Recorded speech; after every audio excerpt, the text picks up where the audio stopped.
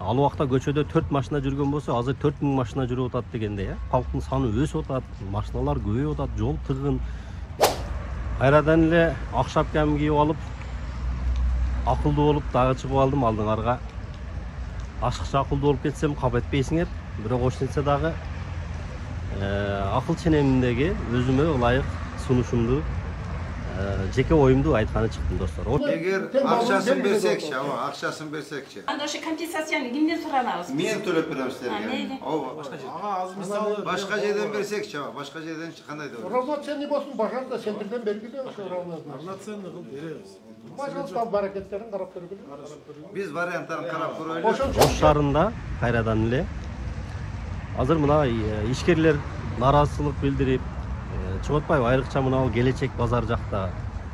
Баягы жылдырабыз, жолду кеңейтебиз деген азыркы мэрибиздин, мэриянын жеке кызыкчылыгы эмес да бул. Жалпы элдин кызыкчылыгы, жалпы шаардын өнүгүүсүн ойлоп чыгып атат. Ошол жерде ишкерлер мына өзүңүздөр дагы жакшы билесиздер, 90-жылдан 2-жылга чейин менчиктештирүү болгон убакта менчиктештирип калышкан булар. Колдорунда китептери бар, туура документтери бар. Эми аны чукуганда неме жок. Мурдагы архитектуралар документтерди менчиктештирген убакта берип салган баардыгына. Кээ бири айтат кызыл линияга чыккан эмеспиз дейт, кээ бири айтат чыкканбыз дейт. Эми иши кылса ошол кезден азыркы убакка чейин иштетип, эми актай турган жерин актап деле бүттү. Бул шаар өнүксө, бир эле биз жашабайбыз. Шаар өнүксө, сиздер дагы өнүгөсүңөр. Азыркы бийлик сиздерге карама каршы иштеген жок.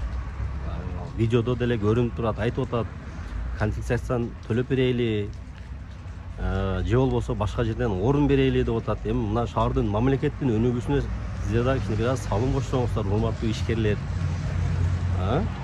Союз ага тарагандан кийин ошол кезде сиздер менчиктештиргенде, ал убакта көчөдө 4 машина жүргөн болсо, азыр 4000 машина жүрүп атат дегенде, Халктын саны өсүп атат, машиналар көбөйүп атат, жол тыгын. Эми көптөп колдоп ушундай неме болуп атканда, жылыш болуп атканда жылдырып алайлы да, шаарды бир өнүктүрүп алайлы да. Бул кечте кеткен болсок, эртең биз Москвадан өтүп кетебиз да. Ошол жолдо сиздер деле жүрөсүздөр.